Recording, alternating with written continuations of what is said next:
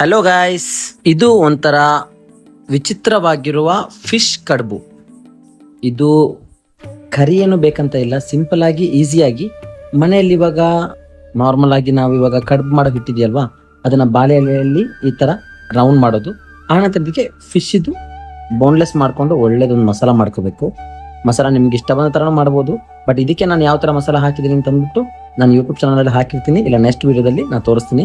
Fish ಕಡುಬು ಸಿಕ್ಕಾಪಟ್ಟೆ taste ಆಗಿರುತ್ತೆ, ಮತ್ತೆ ಇದು ತುಂಬಾನೇ ಹೆಲ್ದಿ, ಯಾಕಂದ್ರೆ ಇದರಲ್ಲಿ ಆಯಿಲ್ ಇರಲ್ಲ, ಸ್ಟೀಮ್ ಮಾಡಿ ತಿನ್ನುವಂಥದ್ದು.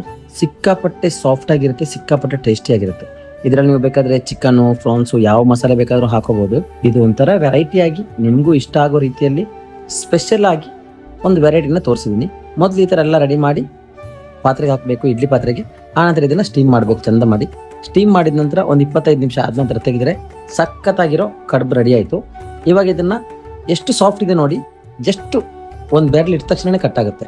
ಆ ಮಸಾಲೆನೂ ಅದೇ ತರ ಜಾಸ್ತಿ ಸ್ಪೈಸಿ ಇಲ್ಲದೆ ಸಿಂಪಲ್ ಆಗಿ ಮಾಡಿರೋದ್ರಿಂದ ತಿನ್ನೋದಕ್ಕೆ ಇನ್ನೂ ಚೆನ್ನಾಗಿರುತ್ತೆ.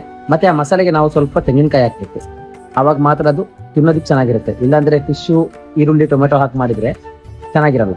ನೋಡಿ ಫ್ರೆಂಡ್ಸ್, ಇದೇ ತರ ವಿಡಿಯೋಗೋಸ್ಕರ ವೆಯ್ಟ್ ಮಾಡಿ ಹಾಗೂ ನನ್ನ ಚಾನಲ್ನ ಸಬ್ಸ್ಕ್ರೈಬ್ ಮಾಡಿ. Thank you.